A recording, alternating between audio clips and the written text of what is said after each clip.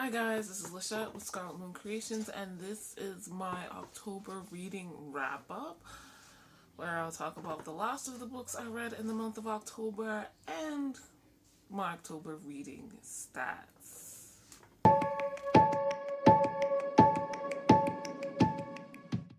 So, let's start out first with my reading stats. Wait, before we get into that, links in the description as always for ways to support the Black Lives Matter movement and the End SARS movement in Nigeria, as well as ways for Black people to find self-care. And I hope everyone is doing well with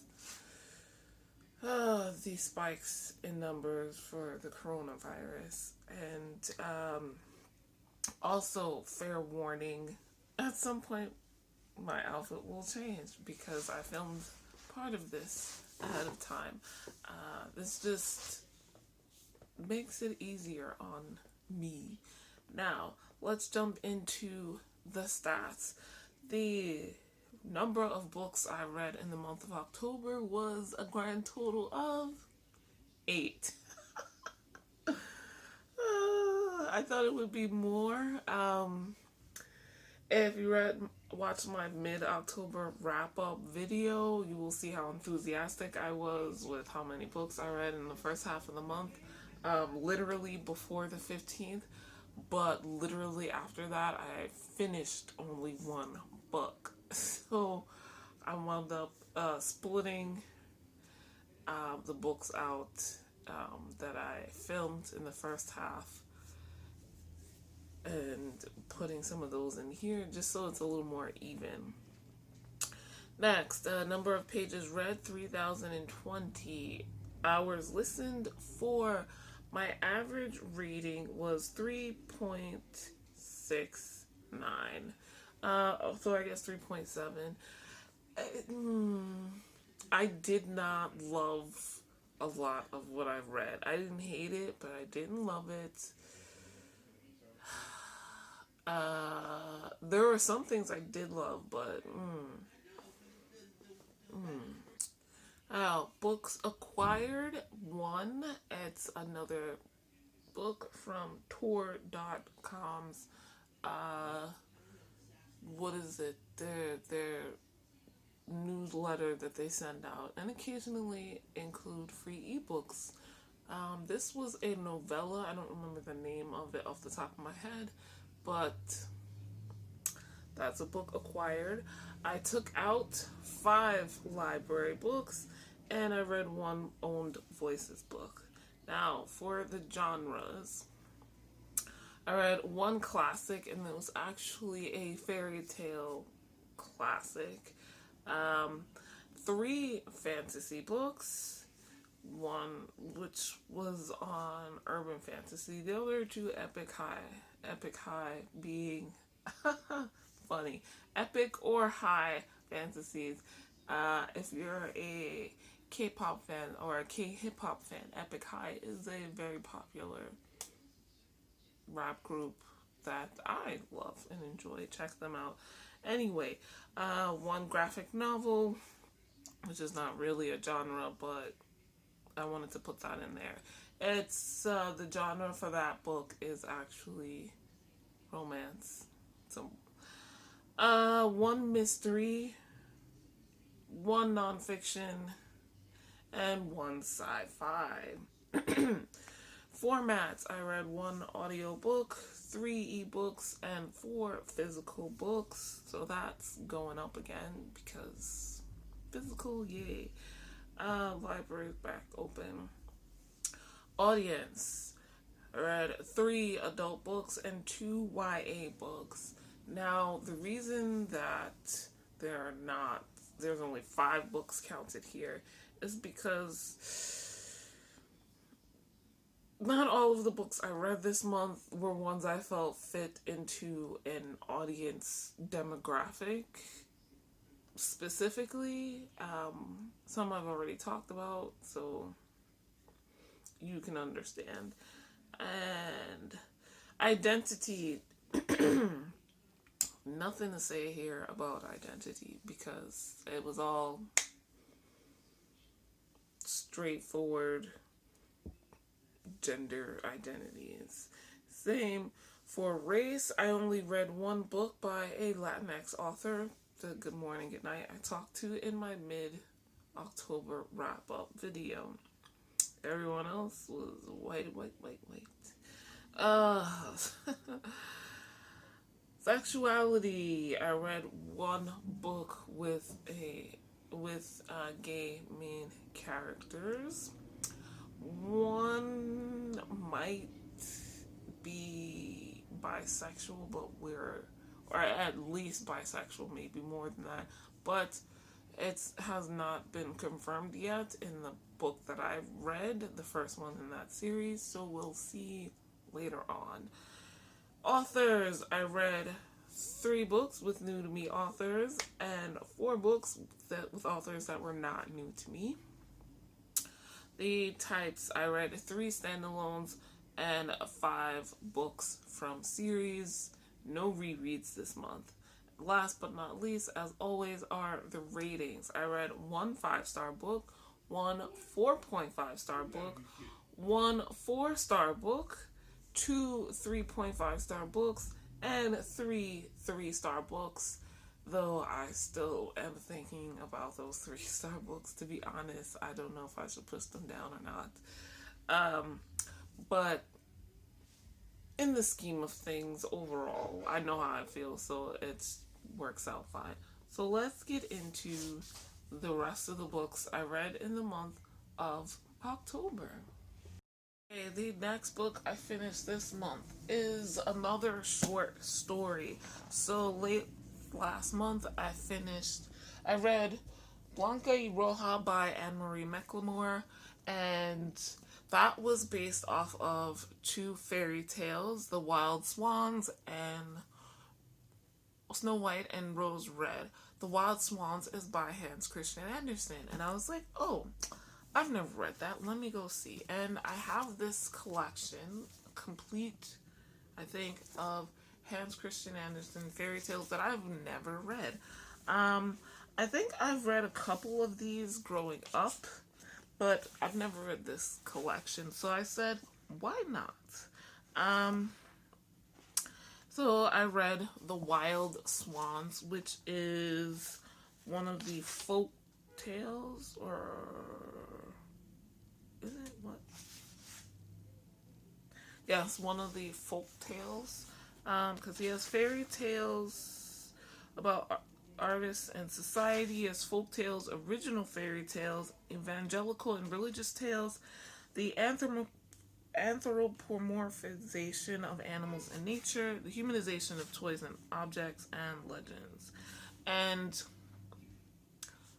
I've never read The Wild Swans before, so I picked it up, and the story itself had me thinking about evil stepmothers and why they exist. Because why do they exist? Why are they such prevalent characters in folktales and fairy tales? Like, is the moral of the story to men to marry the right woman the first time and double check if you decide to marry a second woman because she needs to be nice to your kids, or what? I don't know. This woman married a king who had 12 children, 11 boys, and the youngest daughter, and she basically ran them out of the house. She turned the 11 sons into swans, and the daughter was too young, so she sent her away. And then when the daughter came back as this beautiful princess, she got even more jealous and made her ugly, so the father kicked her out. And then the girl sews some sweaters to put on her brothers to turn them back into men. I mean, there's a little more detail, but it's really short. You can read it on your own. I can see somewhat of the influence into Blanca y Roja. But this was kind of weird. I can't say I enjoyed it, but I can't say I hated it. I don't know how to rate these, or even how to put this. But yeah, so what else did I read? It's Heartstopper Volume 1 by Alice Oseman. This is a YA contemporary graphic novel. And we're following Charlie and Nick. This is a love story. LGBT plus rap for obvious reasons, and Alice Oseman is English, so it's set in England, and Nick is a rugby player.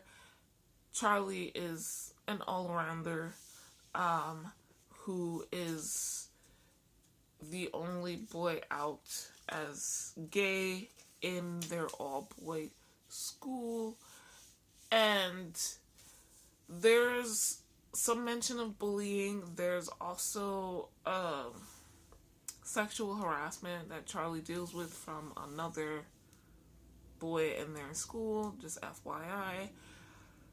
This was cute, it was sweet, but it felt kind of empty for me. I gave it 3 stars because I didn't love it, but I didn't hate it.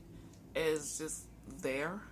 The art style and also the story itself, it felt like it was missing some flavor, some substance that I needed more of to give it depth.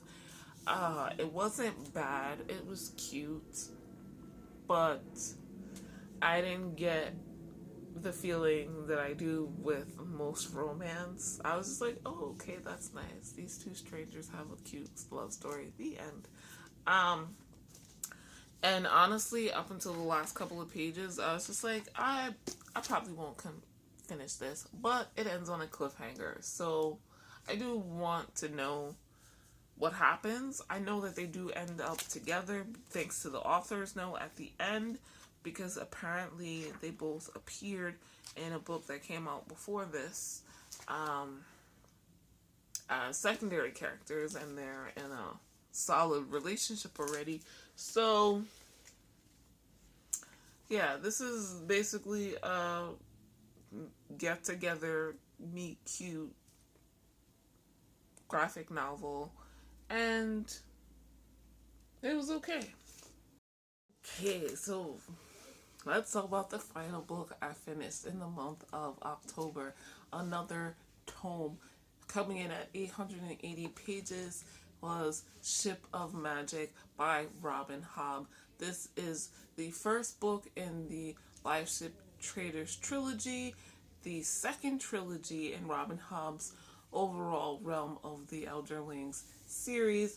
This I read as part of Elderlingalong, which is the read-along that the Catch-Up Book Club, run by Becca and the Books, is doing this year.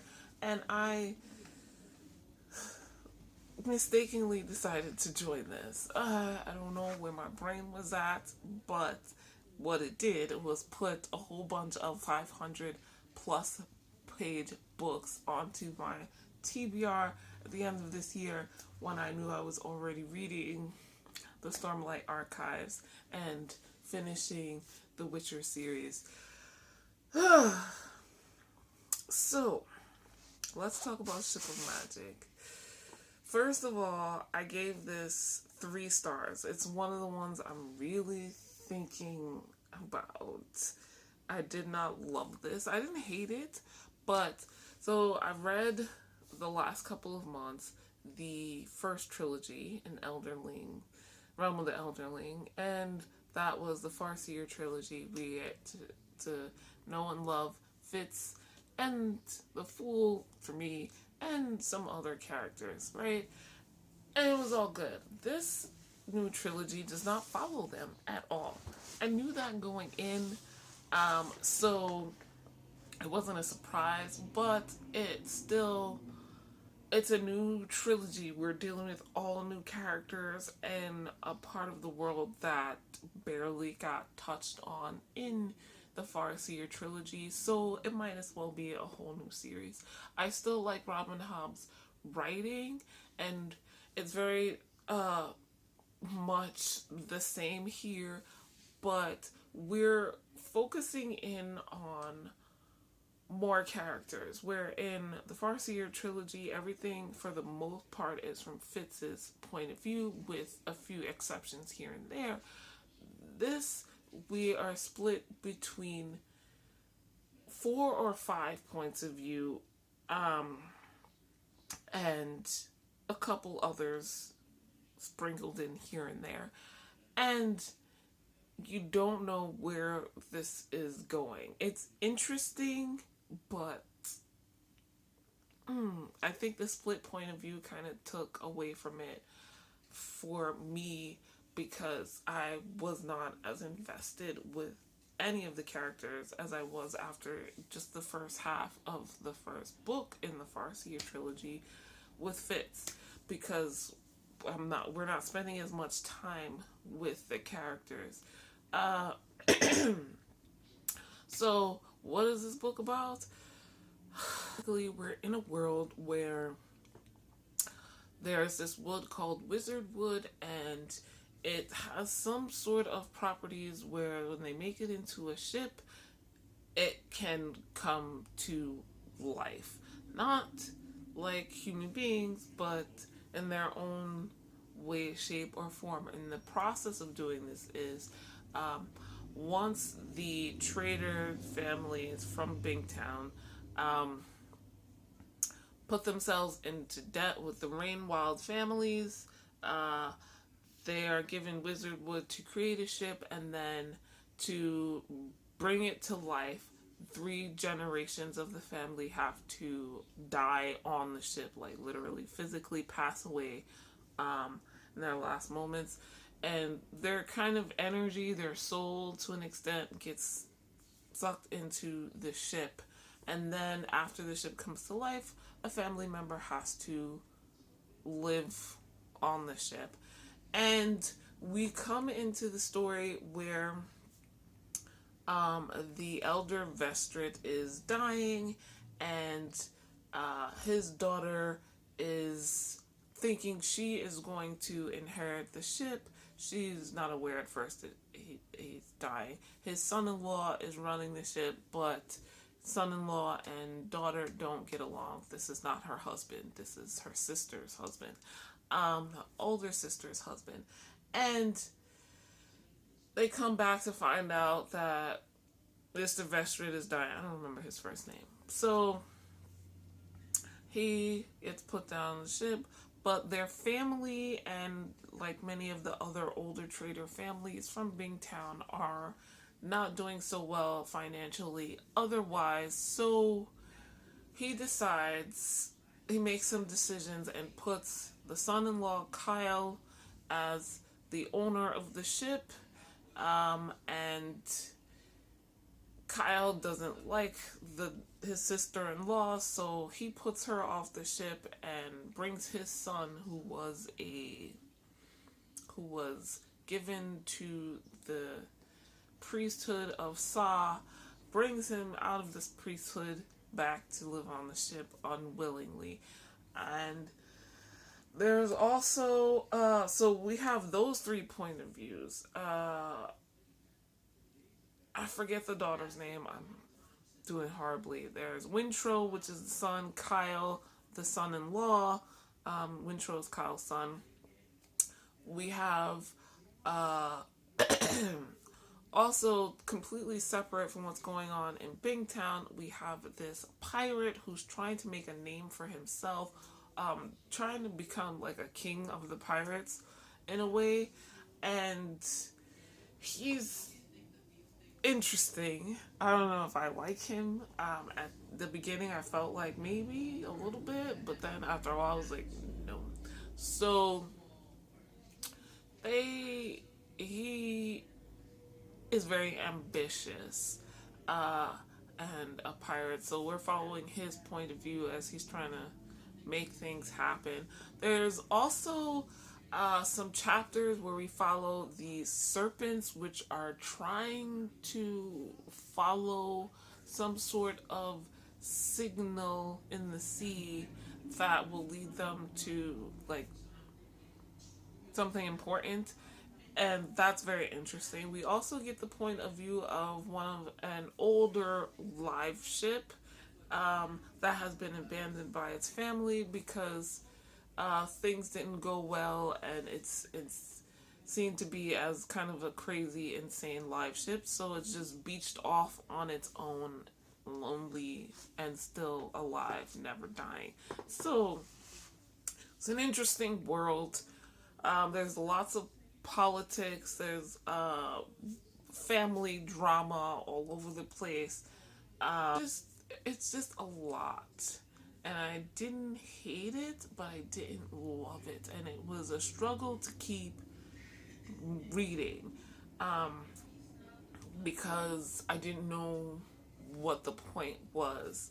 I know that a lot of people who've read this entire series, Realm of the Elderling, like this trilogy is their favorite. I'm still waiting. I will continue, but didn't love it. And that was the last book I was able to finish in the month of October. If you see my gathering escape room vlog, you'll know that I spent a bunch of my October busy creating that. So the last week, because it was for Halloween, the last week of October, I wasn't really reading much of anything. So this is how I finished off, kind of lackluster. Still really thinking about lowering the 3 stars to 2.5 because that's how it feels, but I also don't. I want to be able to articulate why it feels like less than a 3 star to myself, if not no one else. So that's the last book I read in the month of October. Let me know if you've read any of the books I mentioned here. What did you think of them? Are you participating in Elderlingalong? How was Ship of Magic? How is the Mad Ship Book 2, which is the next book we have to read? How's that going? With no spoilers. And what did you think of Heartstopper? I know it's a beloved thing, but I just, it's not for me. It's not for me. I didn't hate it, but it was another So my October reading ended with an It sucks, but it is what it is.